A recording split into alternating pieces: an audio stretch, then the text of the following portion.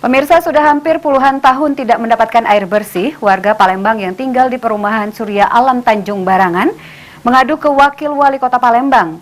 Warga meminta Fitrianti Agustinda membantu mengatasi persoalan tersebut.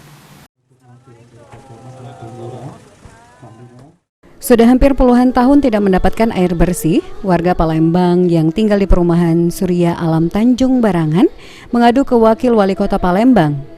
Menanggapi keluhan tersebut, orang nomor 2 di Kota Palembang ini bersama PDAM dan dinas terkait lainnya untuk mendengarkan keluhan dan mencari solusi permasalahan air bersih. Akhirnya ditemukan kesepakatan, PDAM bersedia akan memasang pipa induk, namun warga yang tinggal di perumahan Tanjung Barangan dikenakan biaya instalasi penyambungan pipa PDAM ke rumah. Alhamdulillah tadi sudah disampaikan, sudah kita bicarakan, kita akan segera membangun jaringan untuk supaya nanti bisa masuk ke pemukiman, dan memang ada biaya yang harus ditanggung oleh pemerintah dan juga ada biaya yang dibebankan kepada masyarakat. Sudah ketemu, sudah sama-sama diskusi, sudah sama-sama musyawarah.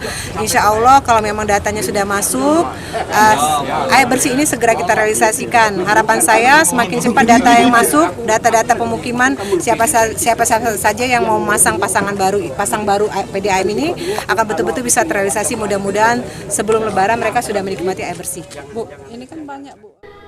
Selain itu, Fitrianti Agustinda menargetkan bulan Ramadan nantinya warga di perumahan Surya Alam Tanjung Barangan sudah bisa menikmati air bersih dari PDAM. Abidin Triwanto, PAL TV.